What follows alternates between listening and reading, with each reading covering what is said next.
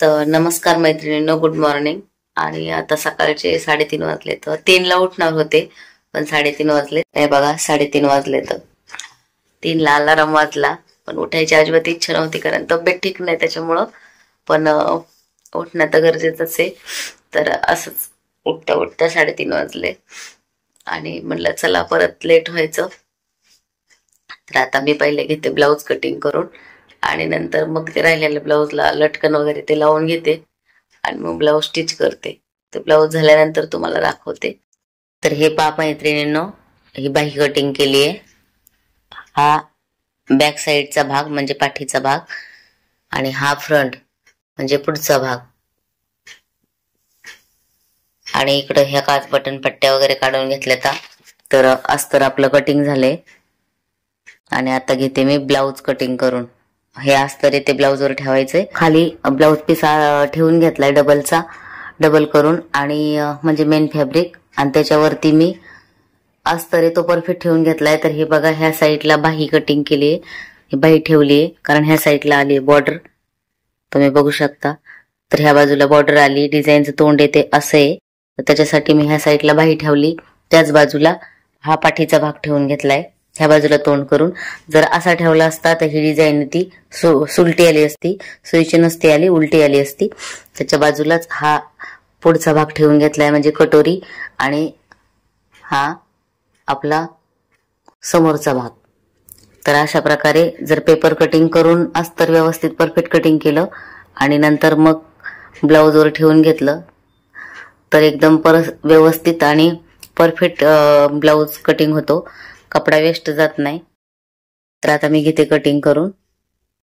तर मैत्रिणींनो, हा ब्लाऊज कटिंग करून झालाय. आणि कधी पण ब्लाऊज कटिंग करता वेळेस ज्यावेळेस आपण अस्तर ठेवतो त्यावेळेस जो आपला ब्लाऊजचा कपडा आहे तो अर्धा पाऊण इंच एक्स्ट्रा सोडायचा आहे, म्हणजे ब्लाऊज स्टिचिंगच्या वेळेस प्रॉब्लेम येत नाही. धागे वगैरे निघले तरी कटिंग मध्ये तो कपडा जातो. आपला झालाय ब्लाऊज कटिंग करून. आता मी स्टिचिंग करायला घेते आणि स्टिचिंग करून झाल्यावर दाखवते. तर मैत्रिणींनो, ब्लाऊज कटिंग स्टिचिंग करून झालाय, म्हणजे कटिंग तुम्हाला अगोदर दाखवली होती. आता हा पूर्ण रेडी झाला स्टिचिंग करून. त्याला फक्त राहिले प्रेस बटन आणि हात शिलाई करायची. तर मी आता सध्या टाचने लावून घेतले. तर आणि हे बघा, खूप सुंदर पफ आलाय. इकडे आता हात शिलाई करायची. 8चा गळा ठेवलाय पुढचा. तर शोल्डर तुम्ही आवडीनुसार ठेवू शकता, असं काही नाही की कोणत्या साईजला किती शोल्डर ठेवायला पाहिजे. अशा बऱ्याच साईजचे कमेंट येतात. तर हा ब्लाऊज आहे 44 साईजचा, याची कमर आहे 41 साईज आणि शोल्डर मी शिवून 2 इंचाचा ठेवले. गळ्याची रुंदी लावली होती 2.5 इंचाची. बाहीची उंची आहे 12.25 आणि बॅक साईडचा गळा आहे तो शिवून 11.5 इंचाचा गळा झालाय. अर्धा इंच एक्स्ट्रा ठेवायचे गळ्यामध्ये. आणि बघा, डीप गळा शिवलाय. इथं नॉट लावली पण याला लटकन वगैरे बनवलं नाही कारण त्या ताई बोलल्या की मी त्याला नंतर लटकन लावीन. त्याच्यासाठी मी नॉट ती कट नाही केली, फक्त लावून घेतली. आणि तुम्ही याची फिनिशिंग पण बघू शकता. हे बघ,